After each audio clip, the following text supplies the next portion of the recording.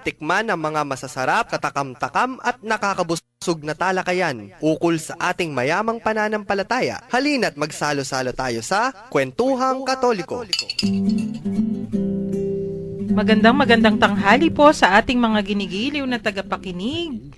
Ngayong araw ng Martes. Parang feeling ko end of the week na. Sa dami ng mga pangyayari. Ako po si Karen, sa ngalan ng Commission on Catechesis ng Archdiocese of San Fernando para po sa programa nating Kwentuhang Katoliko sa 91.9 Bright FM. At ito naman po si Shirley. Magandang tanghali po sa inyong lahat. Welcome back, Tita! Yep. Thank you. At si Among Jin po ang inyong kakwentuhan sa araw na ito. May bisita po tayo ngayong araw na ito. Actually, araw-araw naririnig. Mas nauna pa sa ating Oo nga. Araw-araw naririnig naman natin siya. Siya yung pambukas o pang-intro ng ating programa na nagyayayang, ano yun, Chester? Kumain na tayo. Ayan.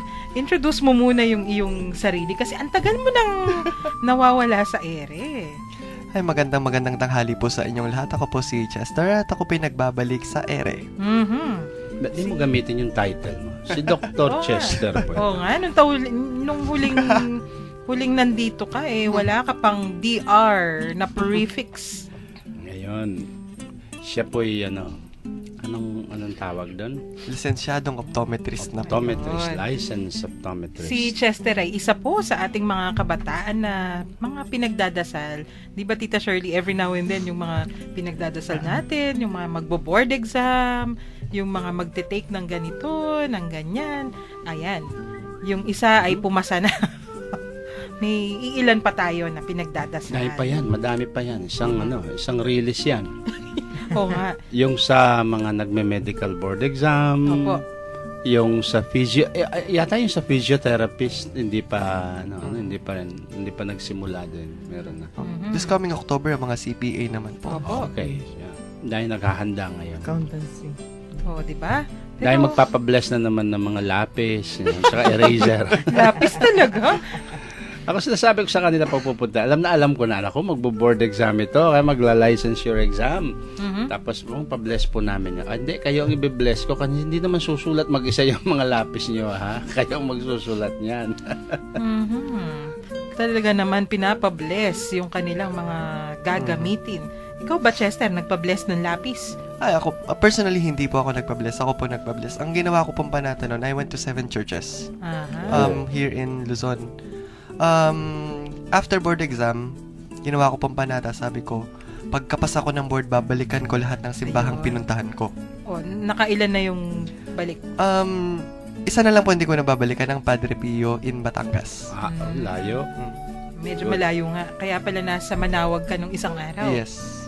Ito naman yung gusto ko po kay Chester, Among Jean and Tita Shirley. Talagang, kung puspusan siyang nanghihingi, nananalangin, yung mga pasalamat niyan, puspusan din Ayan. Siyempre. Nakikita ko yan Tapos, yan yung sinasabi ko din po sa inyo, Among Jean, di ba? Kay Among Joel ko kinukwento. Na namamangha si Among Joel, sabi ko, Liturgy of the Hours, akala po ninyo nun, di ba? Yung pangmatanda.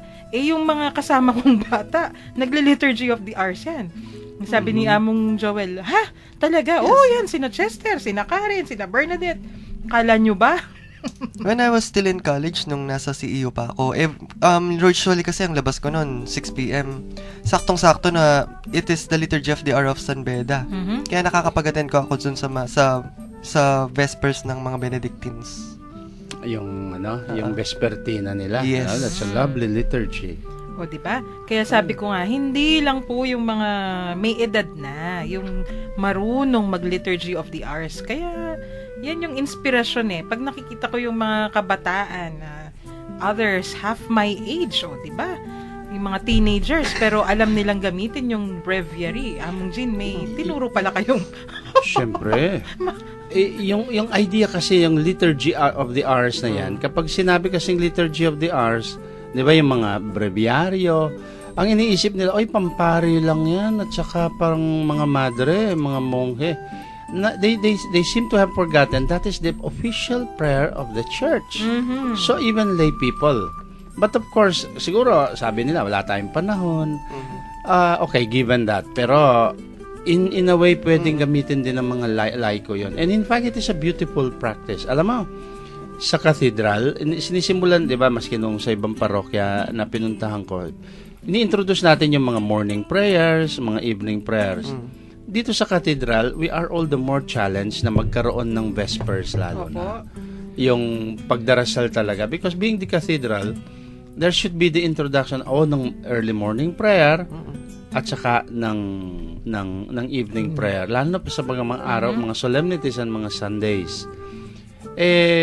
Ang totoo kasi, it is not easy na ikasamo ang Liturgy of the Hours. Kailangan mo ng isang koro, ng mga cantors para awitin yung mga psalms. That's why, you will not be surprised kung bakit sa mga parishes hindi nila magawa yun. Ano? But, a cathedral siguro, we can. But with much efforts, even other parishes can do that. Basta, i-introduce mo lang sa kanila, sa mga tao mo, sa mga parishioners, then sa mga ang tawag dito sa mga chorista, no, mga choristers mo, mga choir groups mo.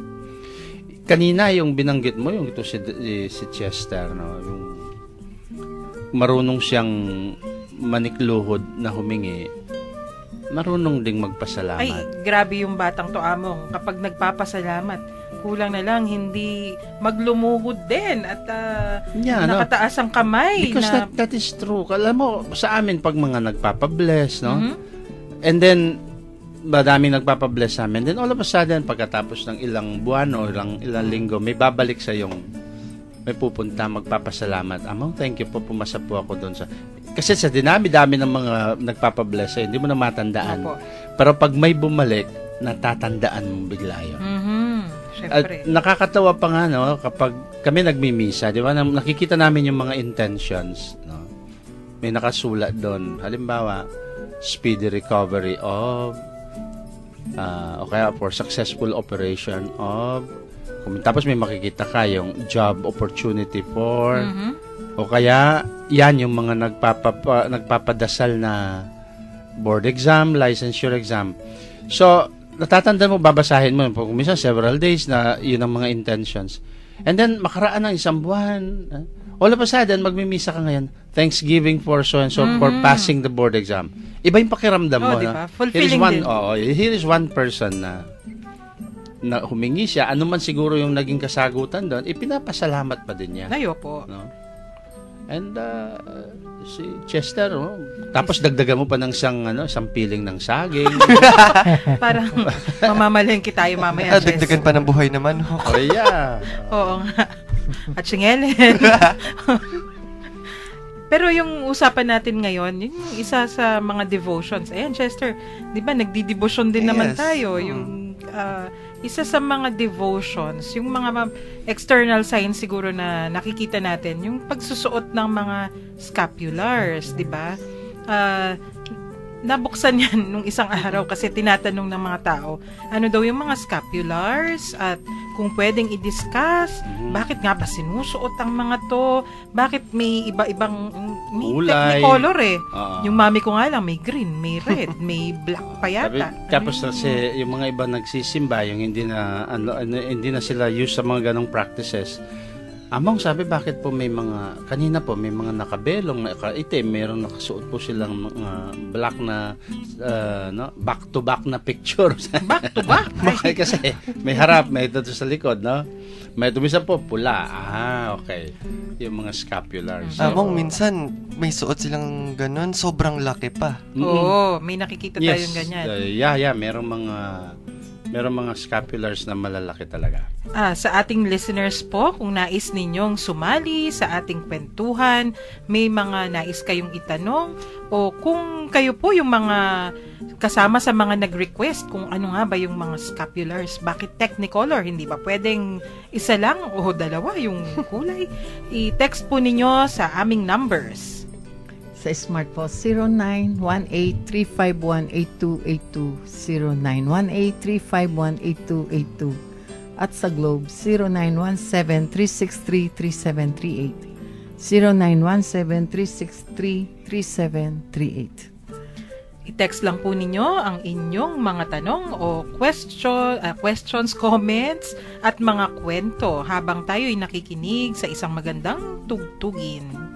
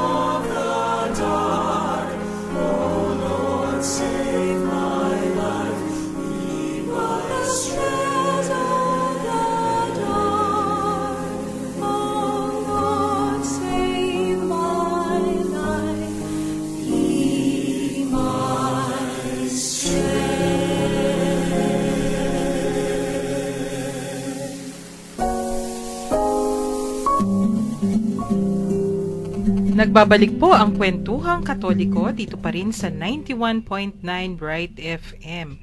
I love the Lord. ay isang salmo. One of the loveliest psalms.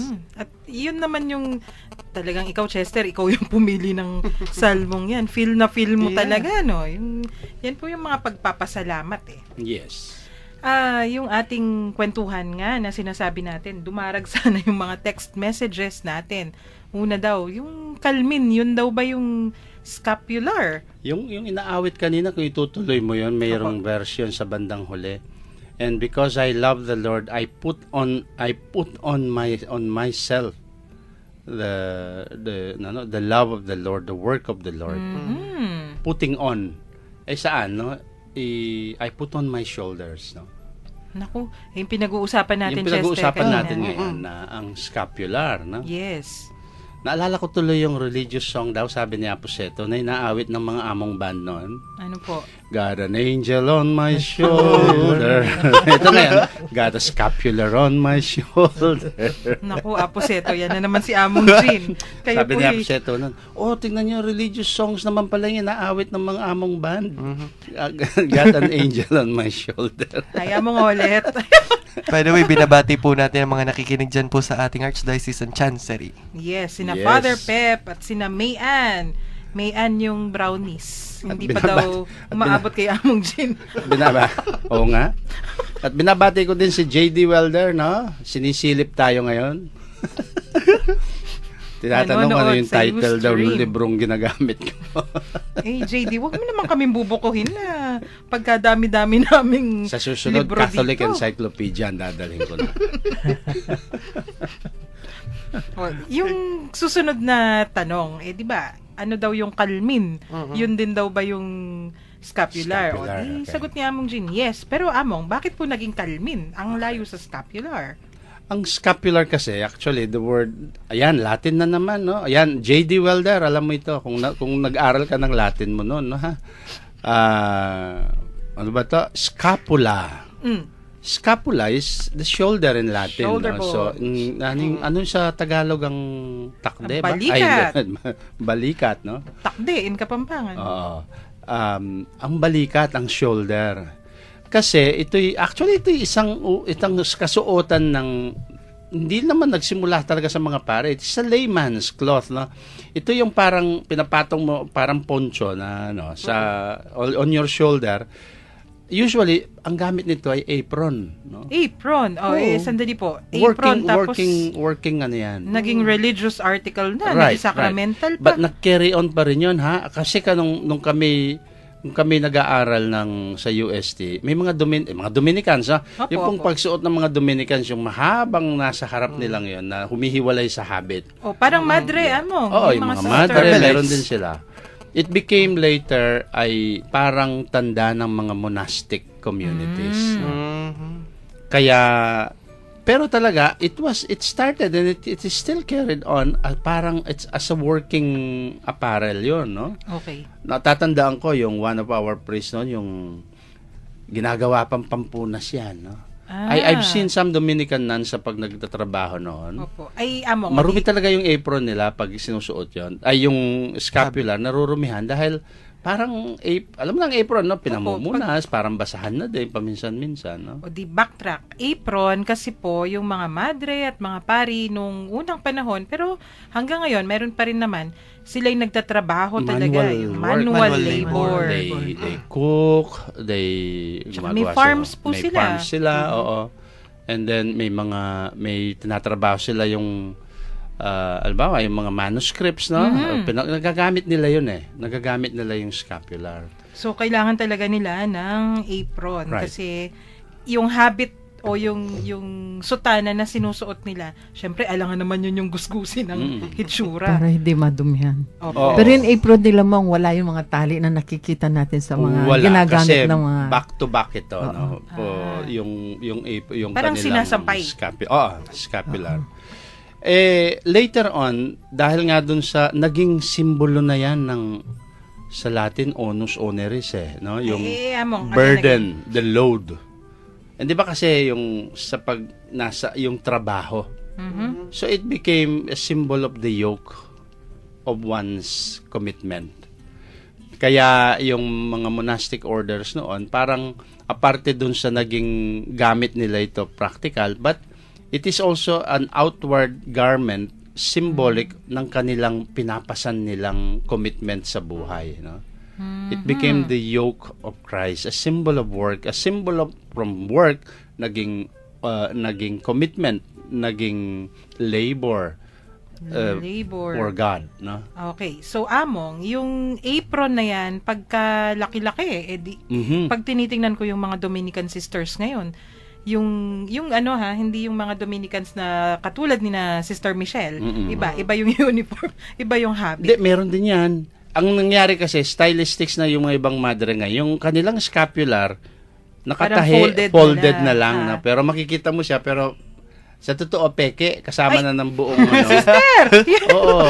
Kasi nakatupi lang. Pero hindi na yung nakahiwalay. Opo, yung mga more traditional na orders yung na... Dominican sa Santa Rita. Yes. Hiwalay pa. Yes. Hiwalay pa. Sina Sister... Dominican sister ng UST. Ang mga Carmelites. Opo, ayan. Even po yung mga Benedictines dito sa dito sa Mexico. Sister Angelica. Right. Yeah, mga pig nakahiwalay. sisters. Ay, yung auntie Pero ko yung talagang iba, nakabalot. Yes. So kapag yung ganun kalaki, nakabalot yung madre o yung pari, paano po naging pagkaliit-liit? Thumb size na lang ngayon yung kalmin. Yung mga monastic orders, of course, yung mga madre, dapat being a part ng kanilang habit ngayon yung scapular. Opo. But when the lay people wanted to nakikisakay pa sila sa spirituality ng mga orders noon. Pinayagan din silang magsuot ang mga laity. Pero yun ang tinatawag na parang the word that our dictionary uses is minor or the small scapular. So lumiit yun. Siyempre, pasusuot mo ba sa mga tao yung pagkalaki-laki kung hindi kumpleto yung habit, no? So lumiit yun na parang dalawang square na lang na usually it is made of wool, tapos may dugtong na parang tali. Opo. So back to back scapular pa din, susuot mo, may isang portion na sa harap tapos meron doon sa likod. Okay. So naging symbolic Yes. yung kanilang scapulars. Napakaraming Nung nagkaroon ng mga third orders, nagsimula yan di ba? Yung mga third order, mga laity, Opo. na nakatira sila sa labas. Yes. Tapos, but they carry on the spirituality. Halimbawa, mga Benedictines, no? Mga Dominicans, mga Franciscans. Halos lahat ng mga major orders, the Carmelites, nagkaroon sila ng mga third order. Yung in-extend nila yung kanilang ang practice ng kanilang devotion and spirituality sa mga laiko sa labas ng monasteryo, sa labas ng mga kombento. Kasi Among, 'di ba, parang pangangalaga na rin po nila 'yun sa mga laiko, 'di ba? Right. Okay. So since pinapangalagaan din nila, syempre kung ano yung spirituality na dinadala nitong, sabi nga ninyo, na orders, Franciscans, Dominicans, etc. Naka-attach yun doon. Yun na rin yung tinuturo sa Yes. kanilang mga pinapangalagaan. Tama nga naman. Tama. Yeah. Kaya ang pagsusuot ng scapular ng mga laiko, hindi naman to dekorasyon as some people might think, no? Kailangan ito'y pagiging you become a member, a subscriber ng sa isang paraan ng spiritualidad ng pagsasabuhay. Kung halimbawa, ikaw ay umanib ka sa mga Carmelites, ipasusuot nila sa iyo yung the most famous of all the scapulars, which is the brown scapular, no? Ang Our Lady of Mount Carmel. Pero ikaw din magsusubscribe ka sa spiritualidad nila, no? Yung meron ding mga rules 'yan, may mga prayers, may mga obligations. Hindi yung basta-basta gusto mo lang siyang isuot, susuot mo. May right of investiture pa 'yan, may blessing, may commissioning, no? Hindi po kasi basta-basta yung magsusuot ka lang ngayon ng kalmen. Kaya ako pag may pupunta sa akin sa sacristy, no, dala-dala na yung namakyaw sila ng mga scapular. Ang tinatanong ko, okay, isa lang, nagsuot na ho ba kayo, napasuotan na ba kayo nito? Hindi pa po. Pero nagsusuot po ako. Ali kayo, sabi ko. Then you join kaya sa piyesta ng Carmel, sabi ko, doon kayo magpasuot sa pare.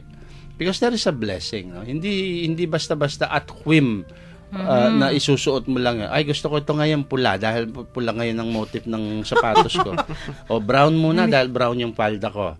No, di ba yung iba dami-daming mga scapulars na pero let us not forget po na may naka-attach na kaya nga on the shoulder mayroon kang commitment, may commitment ka to live a particular rule, live a particular ideal, no, and then live a particular prayer kasi may panalangin yan, no. May panalangin. Kaya inallowed na-allowed ang mga third orders no hanggang sa lumawak ang practice, no. At halos lahat ng mga iba-ibang mga congregation nagkaroon ng mga scapular ng practice ng devotional scapular sa kanilang mga third orders o kaanib na laiko. By the way po, Among, di ba po, the most famous is the brown scapular of the Our Lady of Mount Carmel. Our Lady of Mount Carmel. Meron po bang ibang mga scapulars aside from it? Sa kasalukuyan, no, sa ating pananaliksik, gamit ang ating mga Google. JD, Divine Google, ha? Divine hindi Google. lang hindi lang libro, JD, ha? Google. There are canonically approved 18 scapulars, 18. Canonically approved.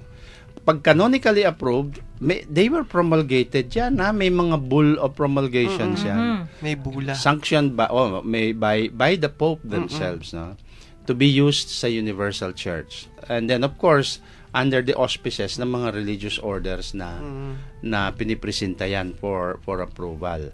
Kasi, pero ang pinakasikat na alam natin dito, actually, dalawa ang pinakasikat dito sa maski sa buong mundo siguro, no? Ang the brown scapular na kung tawagin dahil brown ang kulay, pero this is the scapular of Our Lady of Mount Carmel.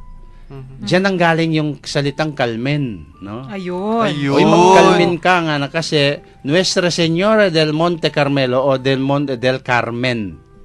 No? Our Lady of Mount Carmel. Sa Kastila kasi Carmel is Carmen. Hindi si Carmen Patenya, no? Hindi si Carmen Rosales. Kundi Carmen, which is a beautiful name, no? Because it means Carmel, no? Naalala ko tuloy. Pula, Among, Carmen. Oo. Kaya, nakurap yung word. Alam mo na yung sa Kapampangan, di ba? Kaya sa Tagalog, no? O yung suot mo yung Carmen. Hanggang sa naging Calmin na. Yun pala. Pero Chess, yung tanong mo kasi, di ba? Ano yung mga? Babalik muna ako sa Among. Bago po natin ilista kung ano yung mga approved o yung mga official na kalmin o scapulars, ano po muna yung hindi talaga approved? Kasi lahat eliminate muna yung nakikita natin ngayon na hindi naman pala kalmin yun. Oo. Katandaan po ninyo, ang kalmin, ang scapular dapat may magi-sponsor na sa naging history ng 18 ito. Opo. Ang mga sponsors, mga religious congregations, may mga established orders or an institute of spirituality naka-attach na doon. And then it has to be approved by the Holy See. Opo. Mayroong approval ng simbahan, no, officially ng Santo Papa. May mga enactment of approval yan. May bull. Bakit kailangan po may order muna? Kung kunwari, kaming dalawa ni Chester, may nais kaming advocate na design. Ganun yung kung wala yon, alam mo naman tayo, kung pag lumipad ng devotional mind and imagination, mayroon baka minsan, isang araw, may naka-scapular na polka dot. May naka-scapular na basta inilagay. Tita Shirley, alam ko pa may nakikita po kayo mga ganyan. Ay, ibig sabihin may nakita akong Virgen de los Remedios. Yun, Among, meron po bang VDLR wala. Kalmen? There is walang kalmen ng nakikita ko yung lately, no? Ewan ko siguro maybe the Crusada has to look into this, no? Nakikita ko nga parang may na sinasabit na nabigyan din ako nun eh. But that should not be called a scapular. Una, one side lang eh. Dito lang sa harapan. Okay. Parang kwintas. Parang no? medal. Oo, medal. Although, si Pope Pius X, Saint Pope Pius X, yan, no? Inapprove niya in 1910 yung paggamit ng scapular medal as a substitute for the scapular. Pero yun po yung tanong ng isa nating texter.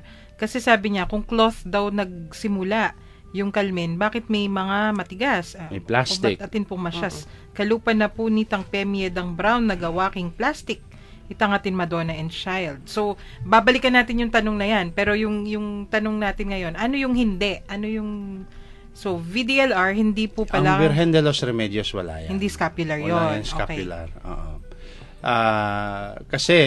Maski tayo dito sa ating devotion natin sa Pampanga, there has never been, lately na lang ngayon, itong mga last 10 years ago, na nagsimula yung mga paarting dekorasyon. Oo.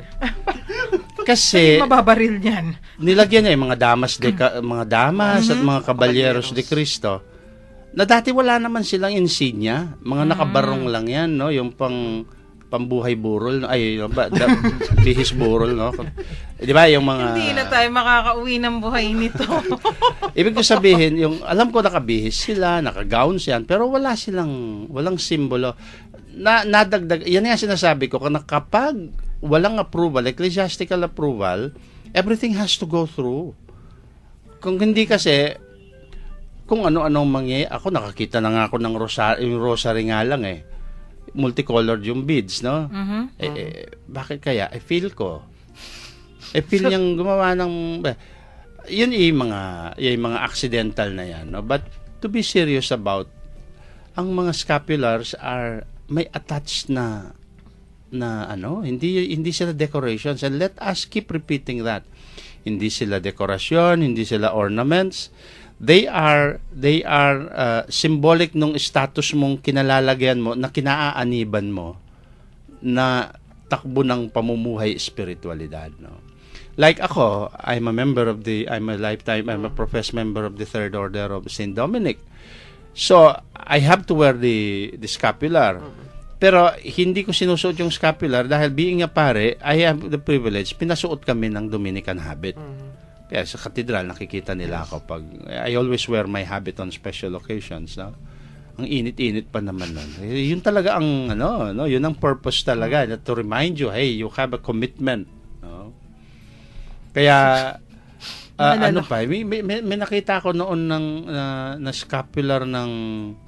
Yung mga tinatawag nilang group ngayon, no? Meron akong nakitang scapular ng Santo Niño. Wala namang Santo Niño. Ang scapular ng Santo Niño.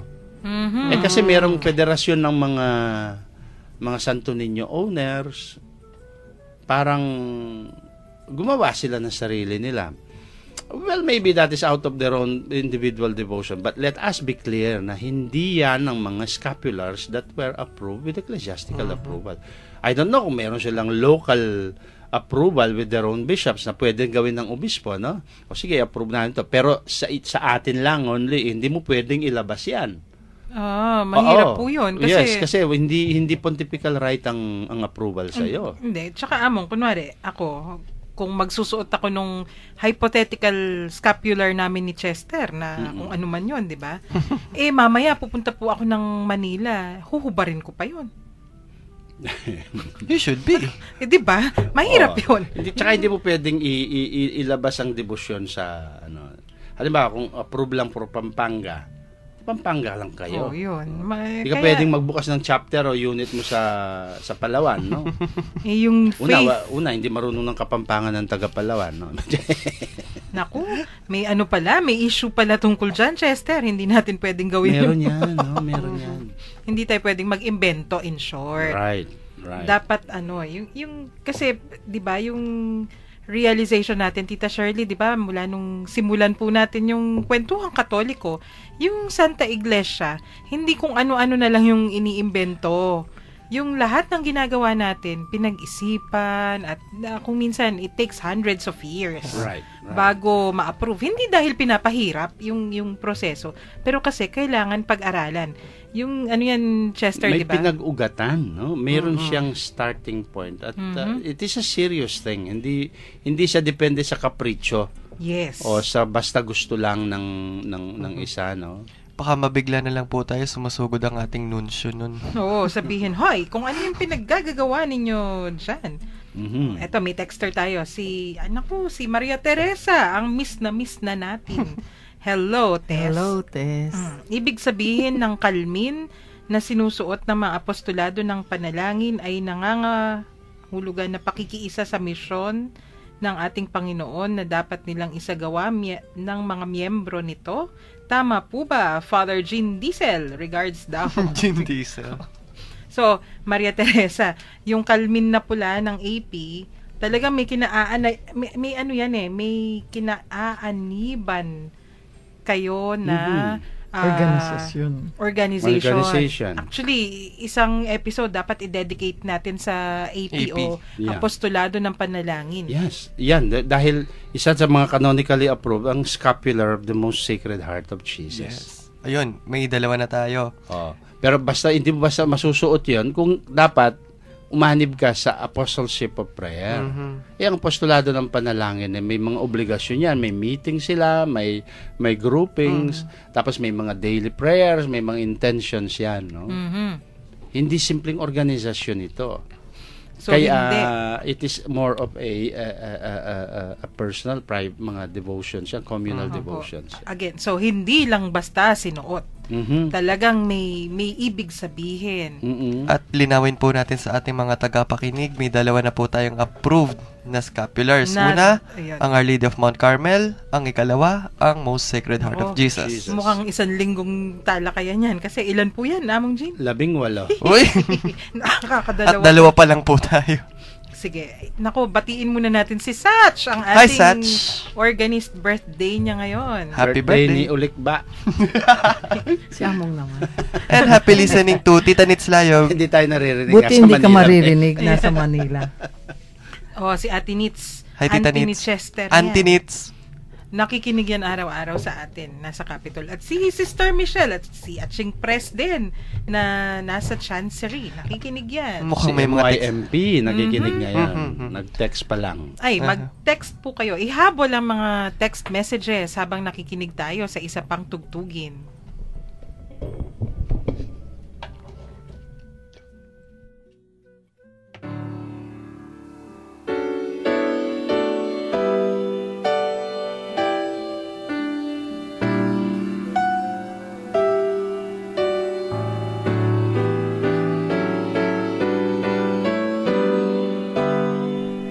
Where there is fear, I cannot live.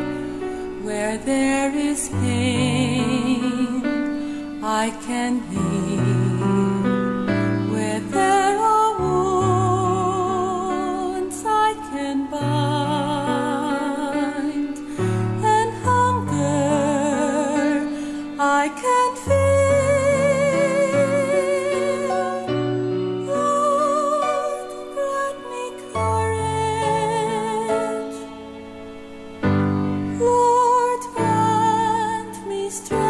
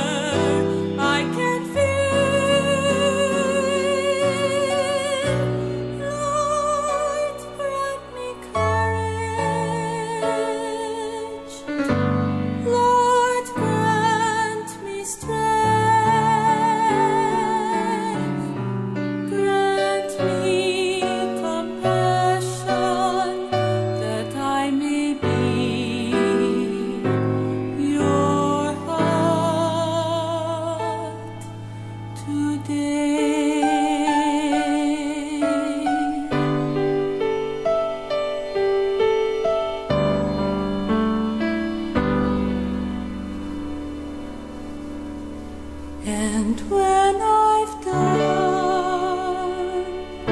all that I could, yet there are hearts I cannot move. Lord, give me hope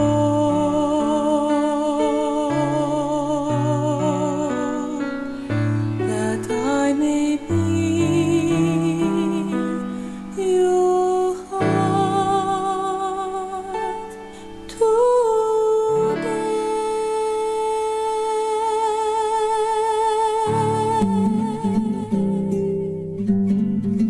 Nagbabalik po ang Kwentuhang Katoliko dito pa rin sa 91.9 Bright FM. Among Jean, yung Yes. ating controversial na topic. Ay, bakit Chester hindi ko inakala? Ganito Tita para... Shirley, bakit? Pag scapular, hindi ko po inakala magiging controversial yung ating topic. Yung ating mga texters ang buong akala ko pa, simpleng topic lang. Ito ngayon pala. Feeling Oo ko nga. 1 week discussion to. Pero may mga texters po tayo na pumasok. Sige, Tita May Shirley. text po ito, connected sa kanina, 3974, good AM po. Parang ngayon ko lang po narinig yung liturgy, siguro liturgy of the hours. Yun binanggit ni Among sa umpisang program ninyo. I'm electcom in our parish, San Luis po. Ano po yun? Paki-explain po. Liturgy of the hour po yun. Okay. Siguro sige, Among, pwede naman po natin sigurong pasadahan ng konting-konti, pero tingin ko sa dami nang nagtatanong tungkol dyan. Bigyan natin ng Oo. oras. One time magano tayo ng discuss natin talaga malaliman and Opo, more. sige. Ang Liturgy of the Hours po, kayong Kapampangan, na ing liturhiada ring oras o la liturgia de le ore, la liturgia de las horas. Wala, yan na. Ayan na. Espanyol na. Kasi po, ang yung oras na sinasabi, these are the hours of prayer. Kasi ang buong maghapon nakadivide po sa mga sextet, nonet, yung mga iba-ibang oras. Meron po kasing oras ng panalangin ng kayabakan, morning prayer. Morning Tapos prayers. may oras ng panalangin ng kalibutan na ningabak, mid-morning prayer. Kalibutan na ningaldo, midday prayer. Tapos kalibutan ng panapon, mid-afternoon prayer. Tapos may evening prayer, and then the night prayer. And may Lord's and And may Vespers. Lord's, well, yung Lord's will be yung morning prayer. Morning. Tapos yung Vespers are called, yun ang evening prayer. No? Ibig lang po sabihin nun, yung the liturgy ay nakadivide sa mga oras ng pagdarasal na yon. Ito po yung liturhiya ng mga prayers ng simbahan. At when I say prayers po, ito po yung mga formularied prayers ito. The recitation of the Psalms. Kaya hindi po sa mga laiko hindi masyadong napaanto kasi it was kept only to the practice ng mga pare. Pero katulad na sinabi ko kanina, hindi lang pare, hindi lang madre, masiyang mga laiko pwede niyong gamitin.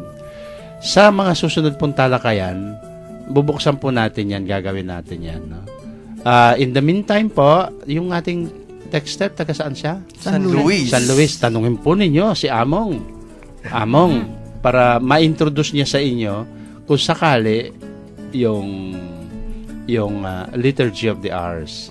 Baka din niya alam. Nangingilabot ako kasi gusto kong tanungin ninyo mga pare niya, Among, nire-recite pa ba ninyo ang Liturgy of the Hours? Among, ilan pa po sa mga pari ngayon ang kakilala ang breviary? Marami pa naman. Okay, Oo. good. Marami pa. Ako natutulog ako, nasa unan ko yung breviary. No? Pagising mo sa umaga, pag nasanayan mo na yun, recite the morning prayers. No? Meron pa yung Office of the Readings. No? Baka ang nila mong, hindi nila alam na isang book yun, isang libro. Isang libro Isang po buong yun, libro. makikita Oo, ninyo. makapal po yun. Pero sa mga smartphone users ngayon, may nada-download ng application for a breviary. Oo. And connected naman sa internet. Everyday nag-a-update naman yun. It is easy to follow naman. Pwede po ninyong i-google sa Divine Google Divine Google. sa Encyclopedia. Actually, libre, Laudate app. Ayan, Mhm. nag-plug Yan. pa tayo. Oh. Meron, may Yan, nandyan na. iBreviary. Pakita mo kay JD. Oh, yun sa next question namong, no ka rin po pwedeng makapantun ame bless pong kalmin. Hindi po. Pag kayo po'y magsusuot ng kalmin, hindi po sila pre-blessed, no? Hindi po pinabibless yan na... Kasi po pag na-bless na, hindi nyo na mabibili, no? Simony. Simony na po yan. Bawal po, pag naka-bless na, hindi nyo na pwedeng bilhin. Pero kapag gusto po ninyo, lilimos kayo, bibili kayo sa mga religious stores, and then, bago nyo isuot, ipa-bless po ninyo sa pare. May formulary pong gagamitin ng pare sa pagbe-bless nun. At ang pare po ang magpapasuot po, magpapasuot sa inyo kung hindi pa kayo nagsuot. Pero kung napasuotan na kayo at you've been a regular na bless kayo, napasuotan kayo, na invest na kayo ng scapular, ng Carmel, pag nasira na yung Carmel mong baot, bibili ka ng bago o binigyan ka ng bago, pa-bless mo lang sa pare, then pwede mo na ring isuot sa maski ikaw mag-isa. Pwedeng sabihin. Diyan po tayo dadako kung bakit nagkaroon ng mga plastic. Ayun. Kasi yung mga tela may rule pa naman ang mga scapulars, no? Maski sa pagtulog hindi mo dapat tinatanggal yan, no? In fact, one of those ng trademark ng scapular ng Our Lady of Mount Carmel, it's wag mong tatanggalin sa katawan. Magkahalong pawis, tapos maliligo ka. Tubig. So, nasisira po yun. Kaya, ang practical mind ng mga iba, gumawa ng plastic. Yung nga naman plastic, no? Hindi nasisira. Hindi po siya tinatanggal because of the promise po, di ba? Yung promise of the Blessed Virgin Mary. Kasi yung promise ang sabi, sino mang mamatay na suot-suot niya ang kalmin na ito ay maliligtas sa walang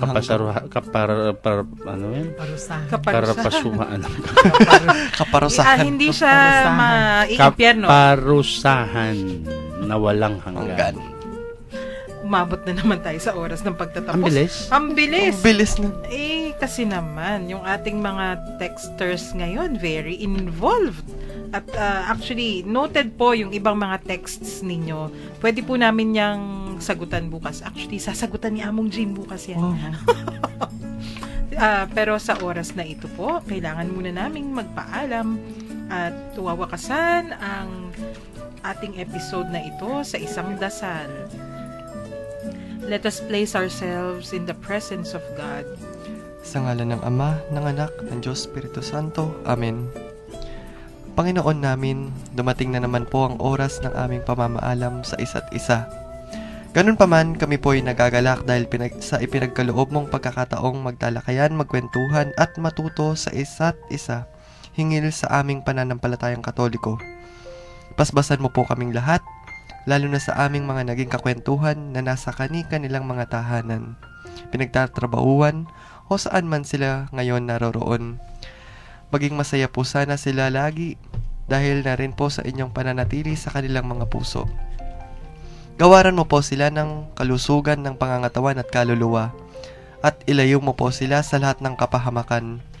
Kung sila man po ay may karamdaman ngayon o may dinaraanan sa kanila o dinaraan ng paghihirap o suliranin, pagaanin mo po ang kanilang mga damdamin at ipadama po ninyo sa kanila ang iyong pagmamahal at awa. Inihuhulog po namin ito sa ngalan ng inyong sa ngalan po ng Panginoong Hesukristo na naghahari kasama mo at ang banal na Espiritu ngayon at magpasawalang hanggan. Amen. Virgen de los Remedios, ipanalangin mo kami. Santo Cristo del Perdon, kaawaan mo kami. At pagpalain tayo ng makapangyarihang Diyos, ng Ama, ng Anak at ng Espiritu Santo. Amen. Maraming salamat po sa pakikinig. Ito po si Shirley. God bless you and keep you. At ito po si Doc Chester na mamaalam. At ito po si Doc Jean. Magkikita uli po tayo bukas. Sa ngalan po ng Commission on Catechesis ng Archdiocese of San Fernando, ito po si Karen, nagpapasalamat at nagpapaalam sa araw na ito.